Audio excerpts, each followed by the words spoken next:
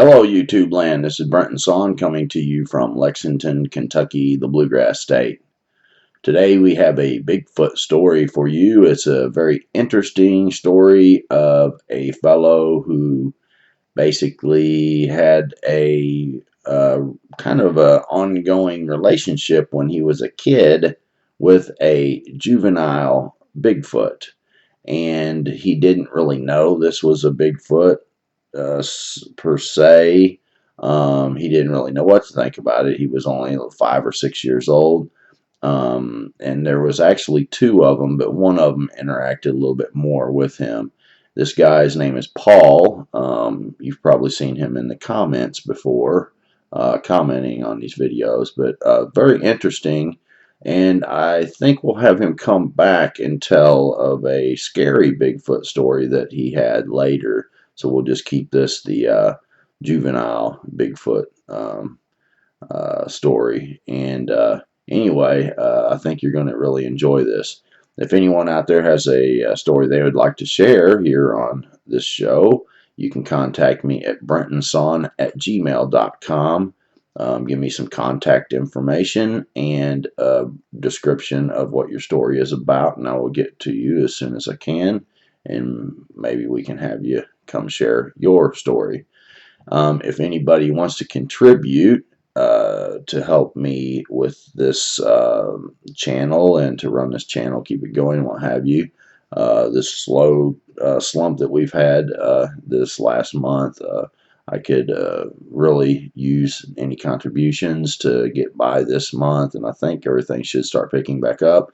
But in the description below, I will leave a link, a PayPal Me link. It's very easy to use. You click it and it takes you directly to PayPal Me. You don't need my information or anything. You just type in the amount and make a contribution. Real easy to use. And it's PayPal Me, and the link is in the description. So let's just go and listen to this story from Paul. Okay, Paul, man, it's super cool, man, to get up with you and finally get to talk about your story. I know that I've kind of made you wait for a while now, and you definitely have some very interesting stories. And I think what we'll do is we'll just start with your Bigfoot stories from when you were young, yeah. And then from there we'll have you back on and we'll talk about the other stuff that you have. I think you've got enough for 2 or 3 different shows if you don't mind coming on and doing it. So, all right. And kind of just give us the lowdown on that situation, where you were at and where, and all that kind of thing. Okay. All right. So I grew up on the line of West Virginia and Cumberland, Maryland, back in the early 70s. And my mom and dad had some issues. My dad was a biker and my mom was a Christian. So that collided. I ended up in a foster home, long story short, with some really good people from Pennsylvania. And my first year went there was about midsummer, I guess. So I spent that end of that year getting to know them. They, showed me around, took me to their families, introduced their family. I got to see their property. They also had a summer camp up in Deep Creek Lake on the south part of the lake. East side. I don't have it right in front of me. I think it was called Benton Place or something like that. Anyways, fun being there. I was solo, only kid playing around by myself. I was permitted to go down on the docks and play in the Deep Creek Lake as long as I had my arm floaties on and my my vest. Yeah. You would never drown, that's for sure. Yeah. I barely get wet, I had so much on. Anyways, after some time, I playing by myself, I noticed things that started happening. Things would be moved out of place. My toys wouldn't be where I left them. I guess I'll go ahead and get right to the meat of it. So one day I'm playing down at the docks, and on my dock I'm playing. I got my floaties on, and I hear something from the row of pine trees behind me. And to this day, I couldn't say that it was somebody saying, woo, yo, something like that, but it was a combination of something like that, like somebody's trying to get your attention. And I walked up towards them pine trees and off the beach bankment. I remember standing there and looking, and I turned around and ended up going back to the dock. I think I grabbed the little floaty raft we had, and this juvenile 2 Bigfoot came out from those pine trees and basically walked down to the water, but they were not on the right-hand side where the dock was. They were on the left-hand side down in the cove area. And so I kept looking and watching them and whatnot, and I was just like, wow. I was like, there's something strange about them. And make sure that people understand you were like 5 years old at this time, and you didn't know this was a Bigfoot, right? well, I think we were trying to establish. I think I was actually in this. My birthday is February, so it was that spring after. I think I was actually 6 years old. Okay. I think that's what we've clearly been able to establish. It's still a little foggy, but I think that's what it was. Yes, so I was like 6 years old, 6.5. And it was in just after springtime. Anyways, after several hours of watching them, I just curiosity said, well, mosey on down that way. You don't have to go right to them, but you can go by them and maybe just wave and get their attention. You know, if you're shy, you want to get people's attention. You might not be bold enough to just roll right up and say, hey, how are you? I'm shy. I'm not normally like that. And so as I was down there and walking along, they were down picking along the edge of the water line. And so we ended up gathering together later in the evening. I want to say like numerous hours went by. I went down there probably around lunchtime. It was probably about dinner time that this has happened, where they're down around that cove area. And finally I made way and ended up interacting with them. But they were strange looking and in appearance from a distance. But as I got closer, it was almost like there was something going on, a change, like from looking like a human to looking like strange human. Like, I mean, I don't know how to say it different. So I was cautious and a little nervous.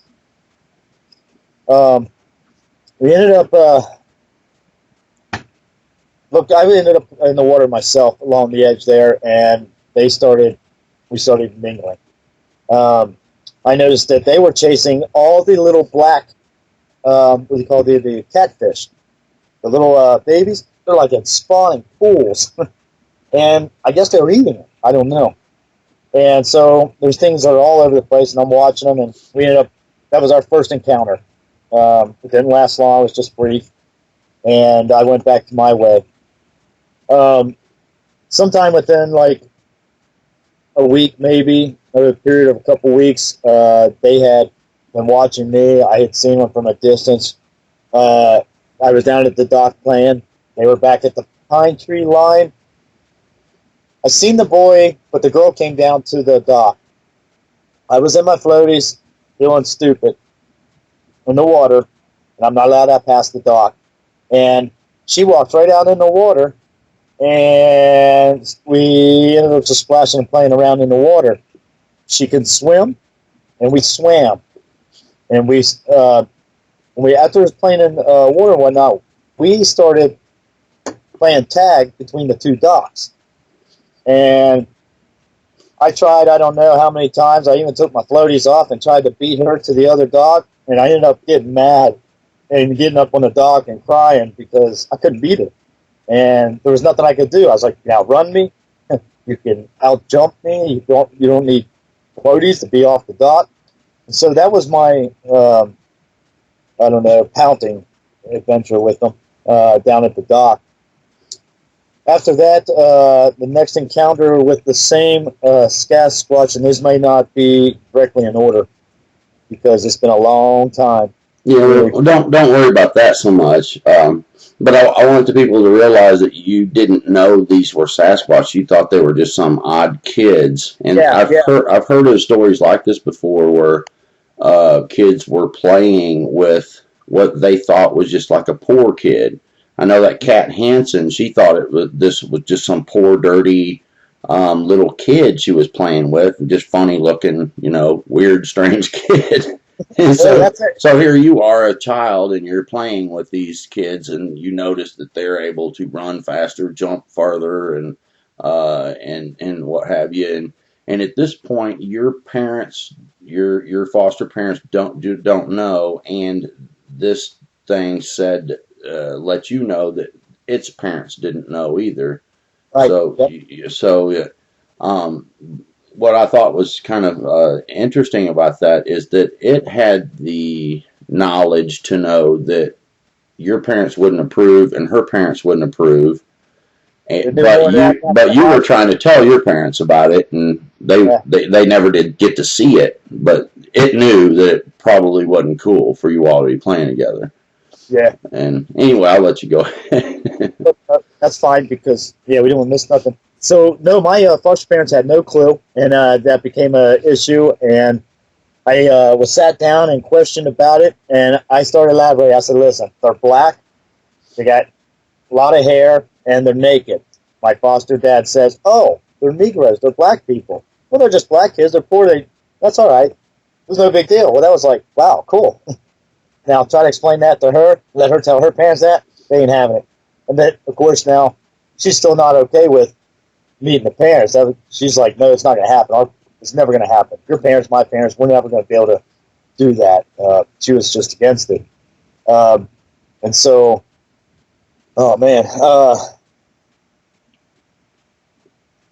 So you were trying to communicate, and this thing was able to understand English fairly decent, and you communicated somewhat through words and some drawing and stuff. Is that yeah, right?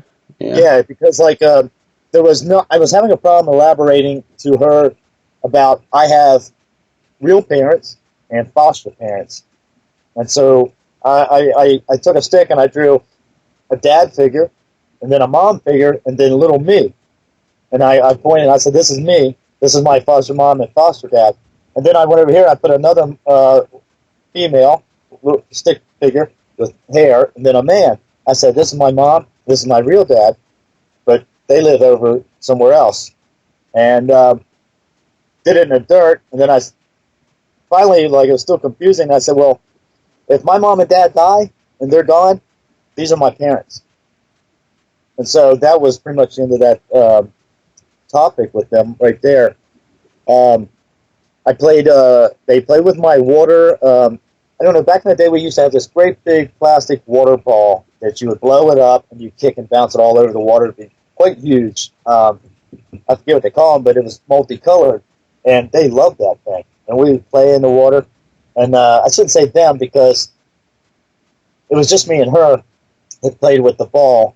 Um, I had a bunch of toys in a box behind the trailer, and it was, beach toys, yard toys, etc. So laying out in the yard, we had what looked like a dog box with a tapered roof on it. Um, as well as down by the dock, we had a similar, very same box, like a gang box for your toys. And so, anyways, up in the yard, when we would leave and go back to home, we come back and the box would be up, toys would be out, toys would be missing.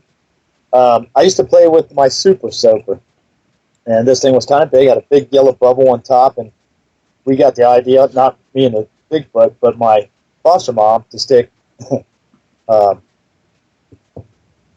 liquid soap in it and make bubbles. Well, Mm-hmm. she liked that thing. That was awesome. She would look at them bubbles and follow them, and one day we went back to super soaker's gone. Yeah. And never did get it back. Um, let's see. There was a time when like I couldn't hang around the house and play with them. If anybody looked on Google Earth and looked at the property, you'd see there would be not much covering for somebody who's trying to stay hidden from adults. And so they would call me over in the woods, and I'd go over in the woods and play with them.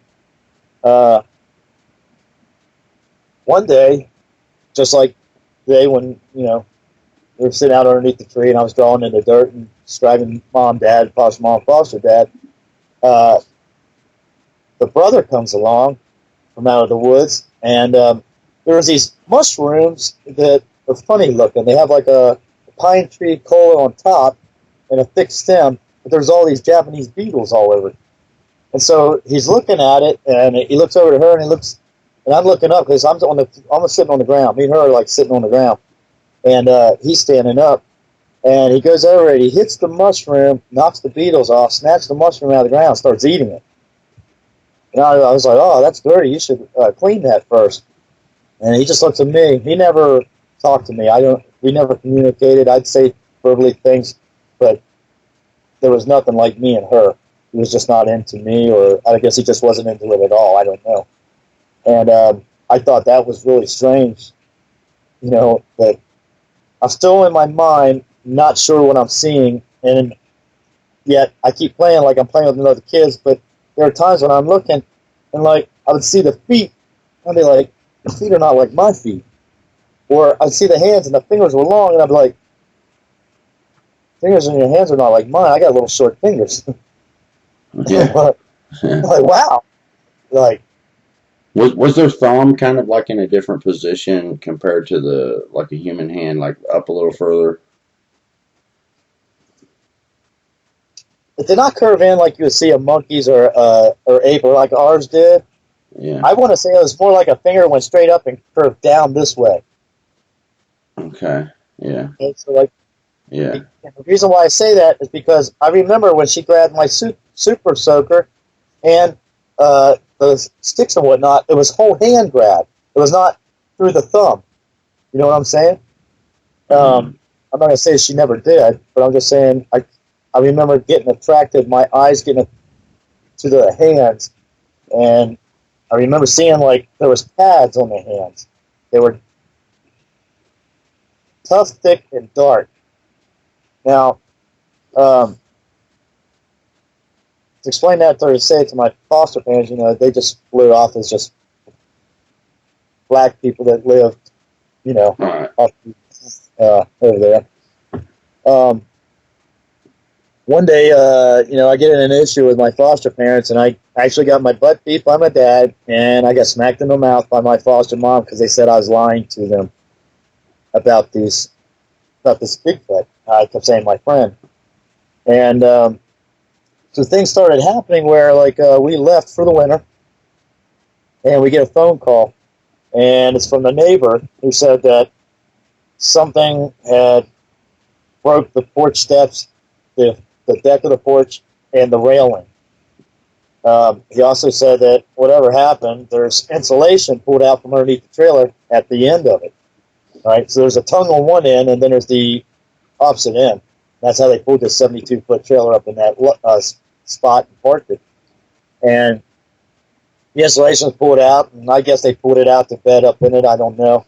And so I'm standing off to the top of the hill, looking down towards the trailer, and my foster dad's cussing a storm. My foster mom's irate about it. There's light snow on the ground, maybe 2 inches, and there's a footprint. And so, as my dad is walking, he's got a cigarette in one hand, a beer in another, and cursing coming out of his mouth. He stops and he looks, and he says, "What in the is that?" He says, "Who in the world's out here walking barefooted?" And so my mom's like, she comes up from the edge of the other end of the trailer where the truck's parked, and she looks down and she said, "Well, nobody would be out here. This is winter. That'd be an idiot." And then I was like, "Oh no." I'm thinking this must be them. It must be the Bigfoot. And anyways, But you didn't say it must be Bigfoot. You were saying this is my friend. I didn't say Bigfoot because I didn't know nothing about a Bigfoot. I was just saying it must be my friend. And I was thinking it to myself. I didn't say it to my foster parents. And because of course, I was already having many conflicts and issues with them over saying my friend told me so. And I'd get in trouble, and they were like, "Didn't you know I get in trouble?" And I'd be like, "Yeah, my friend told me so." Where's your friend? Well, Yeah. so they think I'm just making believe, making up a fictitious person or thing. And anyways, when we come back that summer, or for that summer, we repaired the steps and whatnot. And as my uncle Raymond and foster dad are working on the steps and whatnot, I said, "Well, I think my friend did it." And they were like, "Well, go get your friends and make them come back here and fix the porch and bring their parents. They owe us money." And I said, "Well, I don't know. Okay." Well, that never did. That never did. I don't know what you say. Ever escalate to that. And I've seen her several more times. I took walks with her, and I even asked her one time. I said, "Hey," "well, where do your parents live?"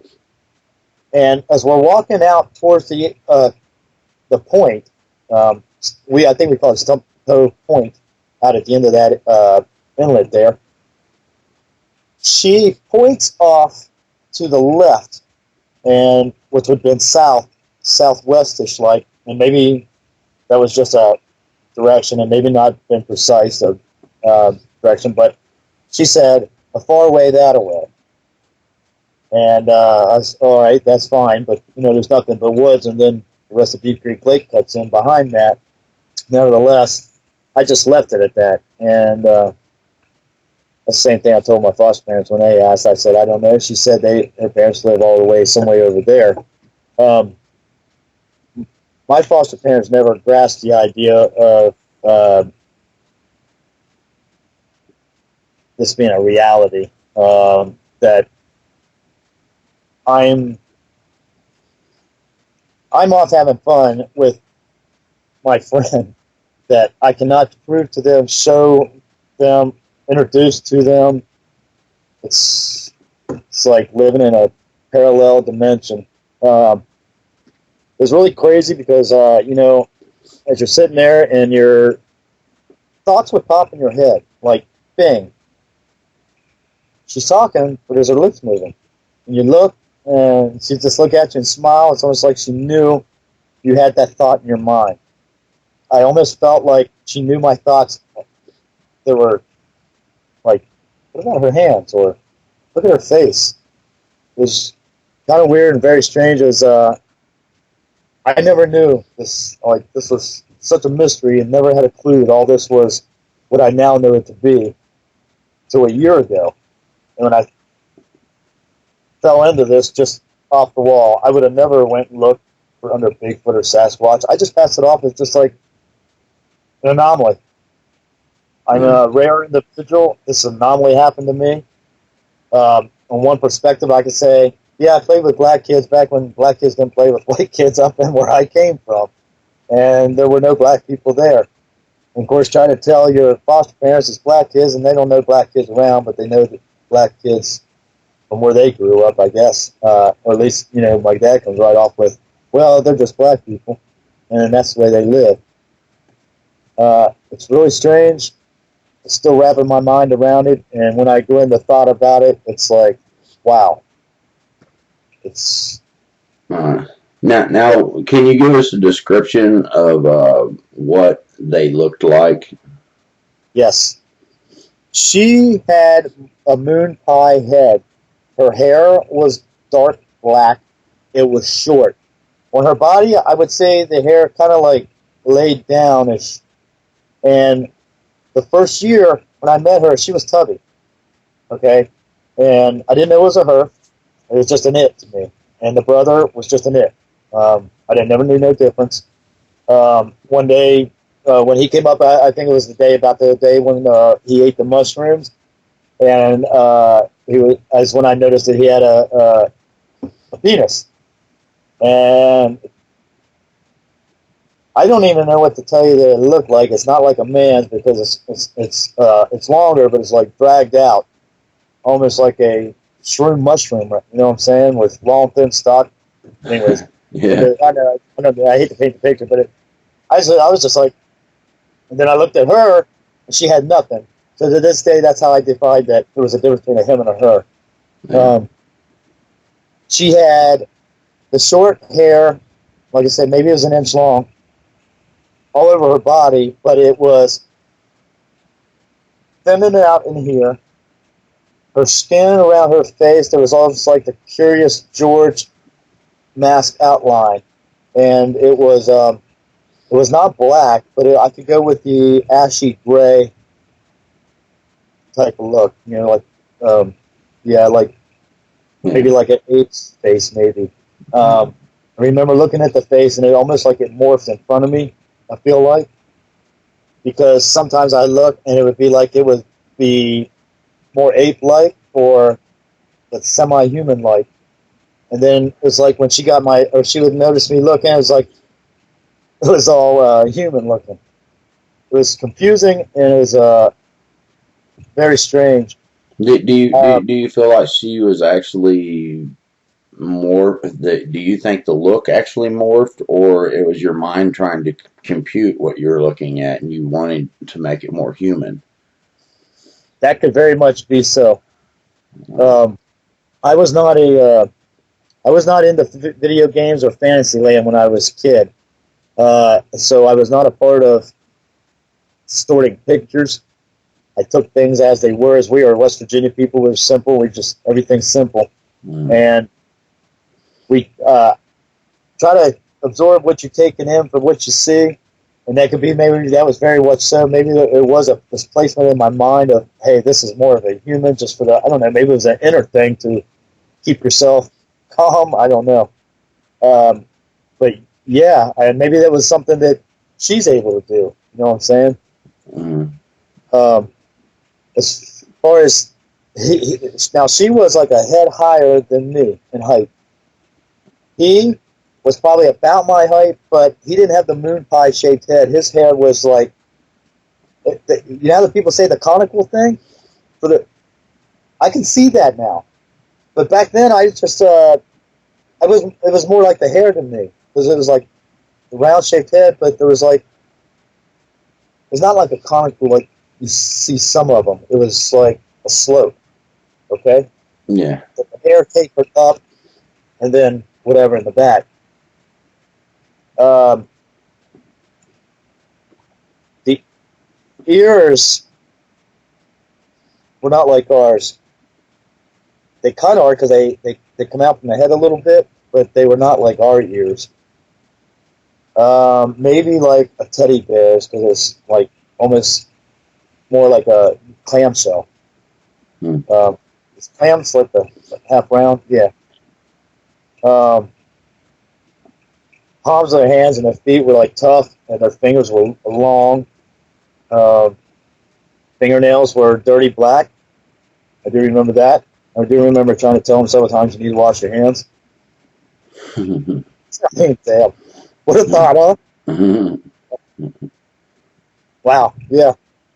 Um, a lot of times when if we were walking through the woods or whatnot, or even when we walked up the road, she would always be standing behind me. She never was in front of me or off to my side. It was more like kind of behind me. And if she had something to say or she wanted to point at something, she would like, and then she would say something or whatever. Um, let's see. Her hearing. I was telling you earlier that like we might have been. It's I don't want to say a quarter mile. That's probably exaggeration. Mind you, I was only between the age of 6 and 9, 8 years old. Um, I don't know how long of a distance to say, but if you look on Google Earth and you come down that driveway, probably 3 times the length of that driveway going up the lane and up over the little hillside. And it starts the downslope is where we were. She hears my foster parents are leaving out of the trailer. Now, I knew we were going to go get ice cream, so I was already ready to wait for this. And I said, no. I said, no, they're not coming. But then I hear the trailer door shut, and she's like, yeah, they're coming now.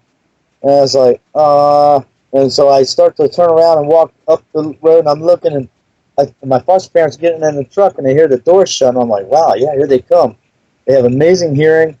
It's like they are real familiar with their atmosphere zone all the way around them, from front and back, maybe from the sides too. Uh, that was really strange and wild. I could never comprehend how she knew that, because I surely didn't hear them. I didn't hear them until they slammed the doors. Um, what was really strange at that point was when they came down the driveway in their truck and were getting ready to break up the lane and to come find me. I go to turn around to say something to her, and I hear this noise, and she, I don't know, leaped like a frog. I don't know what she did, but she went from A to B and disappeared like that quick. And I was like, I looked over down towards the deep creek, down towards the lake, off the right hand side. So it's the first edge of woods right there as you're facing down towards the lake from our driveway. And I was like, where did you go? And I'm looking around, I can't see her nowhere. I don't know if she just, or she got behind a tree. She never told me. On another account, I remember she also jumped and leaped from down by the docks into the pine tree. And my foster parents came walking right down with their gear, getting ready to jump in the lake and sunbathe and do the whole nine worse. She stood right there, and they walked right by her, didn't even know she was in that pine tree. She climbed up in the pine tree, sat in the pine tree, and watched us play for hours. And when they left to go back up, she come back down. And I was like, wow, you could have met my foster parents. She's like, no, that ain't going to work out. That's no good. Not a good idea. And that was that close encounter. See, the next deal I remember was in the wintertime. There was a snowstorm, and my foster dad had went back up, and he took me with him. And when we went up there, I decided to walk down the lake. So I was all geared up and had these black rubber boots on with these little snap cleat deals that lock it from the front. It's like 5 of them. So I snap them off closed, and I'm walking through snow traps, and I go down towards the lake. And as I'm down there messing around, the dock was pulled up out of the water, and I was sitting up on the beach next to the pine trees. And I was off the left-hand side front corner of it, and there was this big eye bolt there, and I was just spinning it around in place. And it was part of the anchor to the rocks in the water for the dock. And she was over on the other side down at the cove in the tall grass. And so I don't remember how exactly she got my attention, or if I just noticed her or whichever. She probably knew I was there and going to get my attention. And I walk over to her, and we're playing. We're just walking on the ice. And she's the one that initiated it. And down there in that cove, there was, down in the cove, and part of it was cut off with this thick line of ice. There was a thin layer of ice over here, and then the water was lapping up against the edge of the ground. But this thick ice she was walking on. And so, I don't know, it might have been 3 feet wide, all the way across from this side to this side in that little cove. And as we're walking along, there's this catfish in this ice corridor down, I don't know, it was nearly waist deep on me at that age, okay? Because my boots got filled up. She punched through the ice with her fist, grabbed the fish out, and then offers me part of it. I was like, so it was swimming under the ice?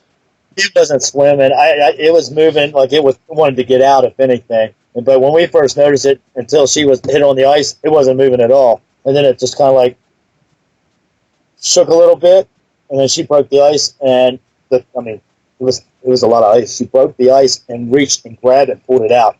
And it must have been 1.5 foot long. It was a pretty big catfish.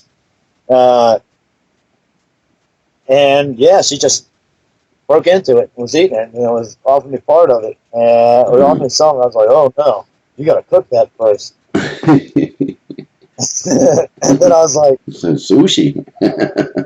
well, I wasn't going there just as a kid at that state of mind at that age. Sushi, I'd never heard of it. And So I was like, oh my God, grossed out. I turned around and walked back home thinking, oh my God, there's something strange with this clown. And I went home and told my foster parents about it. And I got grounded and stuck in the basement when we got back home. In front, well, our basement was a rec room. So the TV's on one end, the other end was my foster dad's bar. And he put a box right there and stuck a chair in front of it and made me kick the box all day. And that's how I got grounded as a kid for lying or telling tall tale stories. That's it.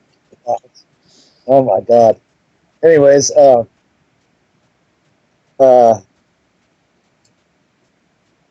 let's see. Came back the following summer and I was looking for her. And this summer is when I noticed that she had changed. She was no more the chunky girl that I met her. She had thinned down and she just had a small breast coming in, maybe like a 13-year-old girl. And then I was like, oh, you need some clothes on. Every time that I said something that had something to do with her presentation and her natural form, she distracted me and would take me on a something else. She would ask me a question, or she'd say something and just take me off of it. And so she did that about that too. And over course of the time of playing with her and walking around with her, you know, gosh, we played with the boomerang, but she didn't get the concept of it. Of course, it never came back to me either. We always just threw it and had to go fetch it for whatever good sense that made. But she told me, she said, I'm going to be leaving and going a long ways and won't be back. Probably won't be back for a long time. May not see you again. And I remember being brokenhearted. I started crying.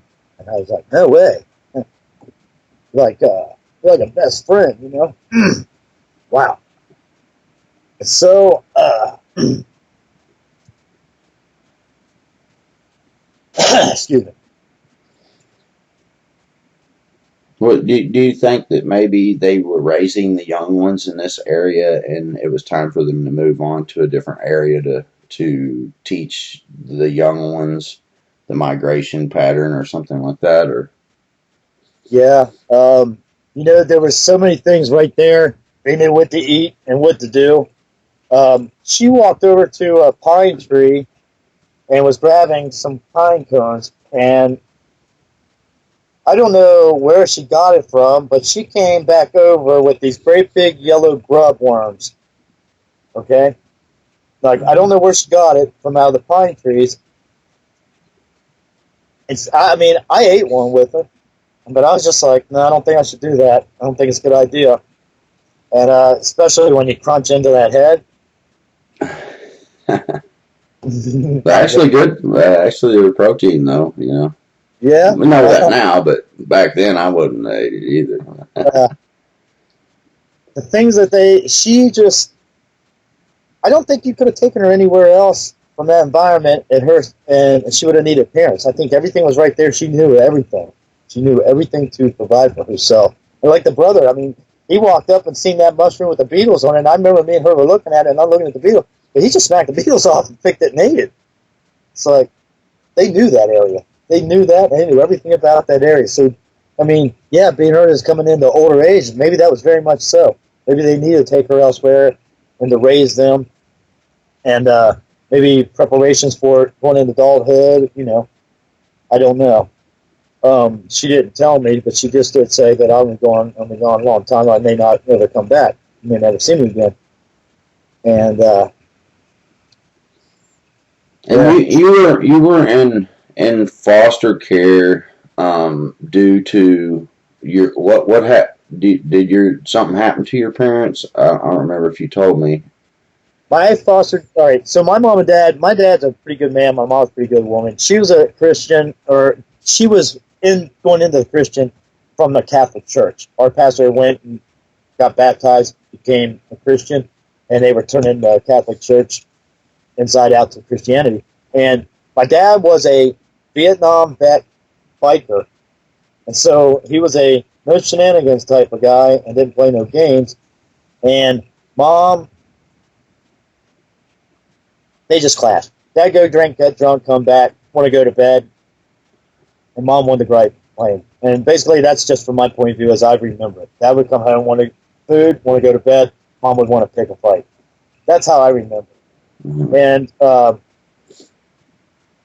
so basically, because my grandparents didn't want to put up with it anymore, they put my mom in a hospital for evaluation. And my dad, when she came out, she tried to blame it all on my dad and the therapist that she had, said it was all my dad's problems and this and that, and him being a Vietnam. So she got scared, and she was maneuvered into divorce him, take the kids away, we'll put the kids in foster home, let them smoke clear for a year and a half or two, then we'll bring the kids back and go on with their lives. And so that's how that happened, as I recall. So you were pretty young when this happened, and Yes. so you have this new foster family and what have you, and then you have this this friend that seems to be playing with you, and you know you're interacting and kind of developing a friendship, and then all of a sudden she's telling you she's going away. That must have been kind of hard for you to seeing that you kind of have this tearing away of the family at such a young age. So I can see why that would be tough. You know, here you have a friend, and all of a sudden your friend's going to be gone. And was there many other kids around the area that to play with, or none? But none. Absolutely none. None. My fun was either by myself or with her up around Deep Creek Lake when I was there. I couldn't wait for school to get out so I'd get back there. I remember that too. Yeah. Uh, Cool. Yeah. Well, have you ever went back to that area since you've been grown, and see if you would come across this? I went back. I did. See, this is the thing. I remember that event. I remember all those things happening. I did go back to Deep Creek Lake. That was in. When did I come out here from Oklahoma? Came back out from Oklahoma in 2001. I took my wife up there. I did not say anything about it to her. I just showed her my foster parents' house. I showed her the lake where I grew up and had fun and played. But I never told anybody that I had a friend there by unique design and appearance. It was a freak thing. What I told people was when I was a kid, and I told them the story about where she was walking up the street and she was behind me and she dipped and was just gone. I told them the other story about being down at the lake and we were swimming and she could outswim me. And I told people that this is all the same story, like the 4 different times I've told this, 5 different times I've told people this story in my life. I told them these 3 key little events that took place out of this whole thing. And nobody's ever even said, oh, that's a Bigfoot Sasquatch. And I always just said, hey, my foster dad said that was a Negro, it's a black person. And people would be just like, well, that's awfully strange and weird. But like, nobody could ever say, oh, that was this or that was that, to make it any more suitable. You know what I'm saying? Because so many things are going to place to suit as a common, everyday childhood friend. So did you ever end up going back to your parents, or did you stay with the foster parents? No, I did go back to my parents. My dad was out of the picture. He was not allowed back in. I went back to my mom's, and I did not like my mom. Okay? She was never at home, so I didn't like her. I didn't have a relationship with her. And so I always went to my foster parents. I only came home for as long as my mom said I had to be there, whether it be a couple days, a week, weekend, and I was right back to my foster parents. I loved it there. I had everything there. Motorcycles, dirt bikes, 3-wheeler. Yeah. Okay. Yeah. So you pretty much ended up growing up with the foster parents. Yeah, pretty much. Okay. Yes. All right. Cool. So when this female Sasquatch told you she was going to be going. What happened? How did that play out? Um, she, I seen her maybe periodically for a week, or not period, for short periods, like briefly, almost like the walking up the street deal. Which 1 minute we're walking, the next minute she's gone. Maybe 20-minute little encounters on a couple different times, and basically, then from then I never seen her again. Yeah, because we went to the pub and had a country festival concert, and I had all these match packs, and I brought the matches back, and I went up underneath the pine tree, and I was starting matches and lighting the pine needles on fire, and that's when she showed up that time, and she kicked out all the fire, and she said, "Oh my gosh!" And she said, "Oh, that's real dangerous," and said, "Don't do that." And I said, "Oh, okay." And so I had all these big match packs with said the pub on it, and that was the last time I had an encounter with her and seen her. Yeah, it was under the pine tree down by the lake.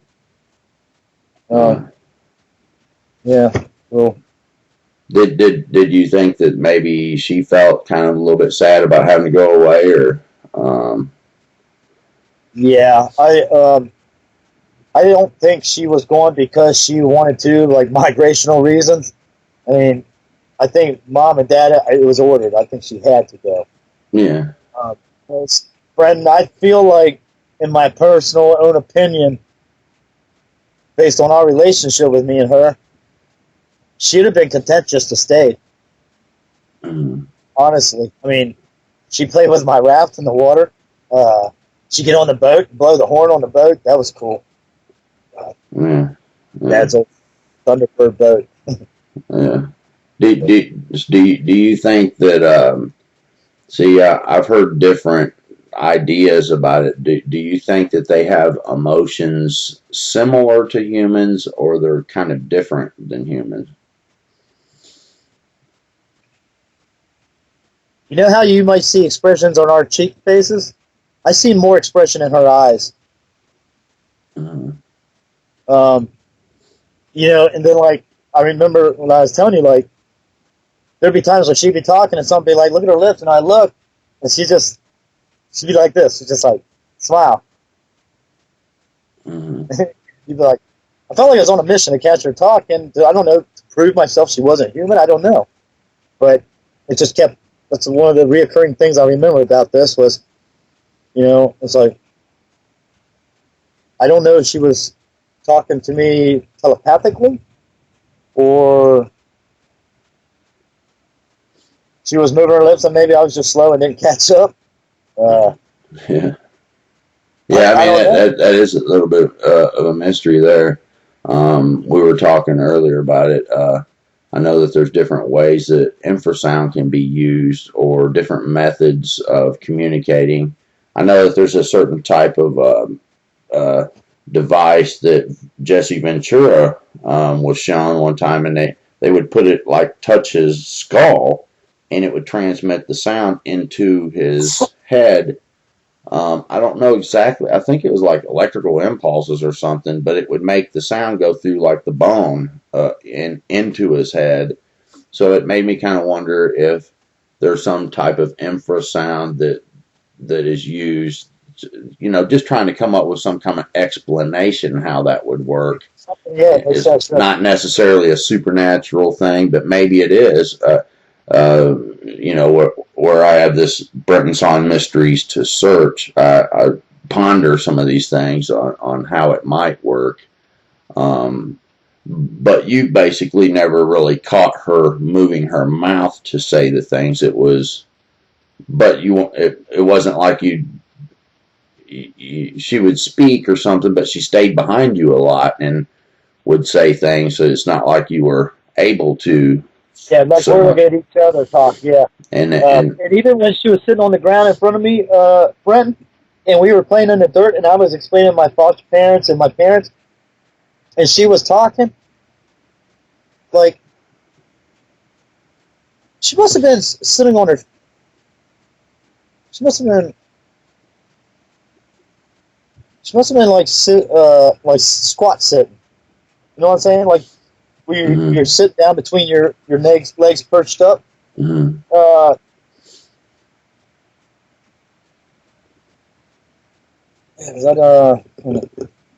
She was facing forward, and when she was talking, and like I would look up, but I never looked at her face. And I do. I mean, I remember we were looking at each other, or we were facing each other and talking, but we were not looking at each other because we were on the ground. And I'd look up, and I'd be explaining, back down again. It's like, yeah, they never caught her literally verbally talking out of her lips. Right. Huh. Yeah, I'm sorry, that thought popped into my mind, that picture right there. It's kind of a mystery, though. It seems like they kind of operate a little differently in such ways that it's kind of hard to pinpoint, certain things about them, But you said they drew, that you all would draw, and so could they draw pretty well? She did Brenton. Oh my God, I almost told you. Hey, check this out. So you know what she did? She takes the stick, okay? The stick, not yay long, about as big around as my thumb, I guess. And she draws. Remember I told you, I said, these parents are dead. I went like this, right? And I said, but now these would be my parents. So she takes a stick, and runs a line. Have you ever heard of that? And we're all connected. She connected us. Connected a line to what now? To all three, to my foster parents, to me. She said, we're connected. We're connected. She said, we're all connected. And maybe that was her interpretation of they're dead, and now these are my parents. I don't know. But I wanted to share that because she took the stick and she put her, okay? And took the stick and put the line straight over to me. Of her and you, and then the foster parents, or. So what I did was I put a foster dad, my foster mom, and then I was down here, okay, just a little stick person, and for my foster mom, I drew lines from the head to look like hair, and so that picture's over here, right, in front of me. She's kind of over here. So she comes over here and she puts a picture, goes like this, and takes the stick and draws the line between my foster mom, foster dad, to me, and then connects it over to her and says, we're connected. Or you're connected. Or she said, no, you're connected. And then she did the stick with her. And I've been wanting to ask if anybody had any clue if they had ever heard of any such thing. About her connecting you all, you mean? Yeah, like, has anybody ever heard anything like that? Is that something indefinite? Is that a attachment, like, not like blood attachment? Is this like some spiritual attachment? Or like she's applied herself to us? I don't know. You mean, demons can attach themselves to people? Yeah. Well, it sounds like she was trying to say that, she was trying to connect herself to you as family, make the idea, if you're saying this is your family, you're explaining it, and she draws the line over to her, a picture of her, then she's, that's what it seems like. I mean, I don't know. Interesting. Hers was not like mine either. Hers was kind of sloppy. She just did the straight line and 2 stick arms and 2 stick legs. She did not do a head. And she just went like this. She just line over. I was like, what's that mean? But she said connected. And I don't remember her saying we are connected. I think she did it before she did the line from her to us, or from us to her.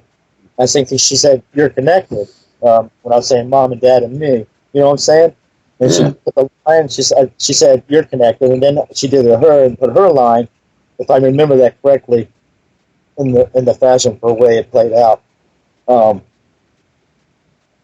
that's another thing that I just, popped back into mind that I meant to say to you. I wanted to say to you when I sent you this when I emailed you the outline of this, I meant to say that to you. Yeah. Really strange. And yeah, it's right from the hands, basically across the bodies, right down to me, and then right over to her. Well, I mean, she definitely seemed like she was a friend to you, man. When you didn't really have no one to play with, so whether or not these are Nephilim or if they're just some people say they're just apes, some people say that they're hybrid, some people say they're supernatural. I think they're more likely to be some type of hybrid between a Nephilim type hybrid between the angelic and humanoid or something like that. Definitely see the human. I can definitely see the something from heaven, angelical side of it, and then I can see an animal side. Anybody can paint the picture and put it together and call it whatever they want. I'm going to leave it simple. There's an animal side, a human side, and an angelical something from God's side or from the heavenly realms. And I can call all three out just like this. One, because I spoke with her, and there's too many qualifications of human characteristics. Two, I remember being double questioning myself. This looks like an animal. And then, no, they got feet, got hands. And she's talking to me. All right, stop thinking like that. It's not an animal. But then, wait a minute. I don't see you talking to me, but you are talking. And then I sense your communication. Like, when she was around, and I didn't know she was around, it's not like she called me or yelled to me. I sensed her. Mm. Okay? The time when she was over in the woods and she gave me the grub worms, I did not know she was over there. We were actually grilling out in the backyard all these fish that we had caught. Right. And I was out at the grill, and I had the deal, and my foster mom said, yeah, make sure keep turning the fish on top of the foil so that they don't burn and stick to the foil. And she got my attention. I rolled out. I would have made a grub worm and tried that instead. And then, yeah, that was the one time I remember sensing her. She wasn't like she said anything. And then, of course, I got in trouble because the daggone fish got burned up on the aluminum foil. And then, as we went in to eat dinner, and all the rest of the fish, they took them. Yeah. They took the fish from the tray that was on the side of the grill. Unbelievable. Like, they asked, they were like, where's the fish? I found it as best to not say my friend took them. Yeah. She, as I told you, I got my butt whooped and my mouth smacked for lying, telling tall tales. So I was like, you guess. You guess. Let me safer. I ain't telling you. But yeah, and I remember that connection. And the one other thing I wanted to say before we get too far out, back when this all first started also was I played with my kite in the backyard by myself, and this was the first summer. And I left the kite up in the air, and I tied it off, I think, by the telephone pole in the backyard, which was the hotline that came to our trailer house. I think I tied it off to the down guide that has the pole that goes in the ground to keep the pole straight up and down. I think I tied it off to that, and I went in the house, okay, and to eat lunch. And my foster mom went to the sink and was washing dishes, and she said something to me about the kite. I said, oh, yeah, it's tied off. You can't tie a kite off. Well, it's tied off. Well, then when we get done, and I'm getting ready to go back outside and play, and she's over it. I'm finishing up Tarzan. Back in the days, it was Tarzan was on. I think I was finishing up the Tarzan during my lunch with my mom, and I was sitting against the windows in the trailer there in the living room, kitchen combination, and she was back over at the sink, and she said, "Mister, you get your butt out there and get that kite right now. It's going across the field." And I looked up, and I thought about it, and I looked out the window, and I was like, no, it's tied off. It's tied off good. It should have been. And I'm looking, and I see the kite up in the air, and it's moving slowly further away. And so I were running out the door, and I go up to the field, and I'm looking at this. I think it was a not sorghum, soybean, I think is what it was. And I'm thinking, oh, man, I don't want to get busted up, or I got to jump this hedge to get into the corn, or not the cornfield, but the soybean field. And then I run through the soybean field, chase down my kite, and everything is about as tall, if not taller, a little taller than I am. And I'm like, oh my land, she wants me to really go get this, and I'm afraid I'm going to get beat. Maybe a smack in the mouth. I was terrified after I got that. I never messed up with them again, or at least let myself slip where I thought I might mess up with them. And so I get in the field, and I start going one way, and the daggone thing changes and go another way. And then I go another way. I'm trying to cut it off, and I'm running this way. All right, so when you went in the field, it was going out this way. So I go to chase it down, and then it goes this way. And I'm like, what? So instead of running all the way that way, I just cut short. I go ahead and divert and go this way, all right? Wow, bro. And then I'm like, I'm not chasing this thing through there. It's not even worth it. They got it from the kite loft, Yeah, I'm just not going to do it. I'm 7 years old. I'm not chasing a stupid kite. And then it stops, and it's just up in the air, and then it gets dragged, and it starts coming down. It's getting closer towards the ground, and it's, I don't know, maybe 2 adults high off the ground, and it's just like doing one of these fluttering things, and it's being dragged. So I guess she was running with it. And she's running right towards the pine trees hedge line with the woods there, and stops. My foster mom seen every bit of this, and when foster dad came home, she told Bill all about it, and they looked at me, and I didn't say anything. I didn't know. I didn't know what to say. And I was just like, and that's basically when the summer started off with my encounters of weird events that took place before actually meeting her. And that was just one of the anomalies of the stories that I would tell people about what happened. So that happened before you had ever met her? Yes. Huh. Yep. So you're playing with your kite.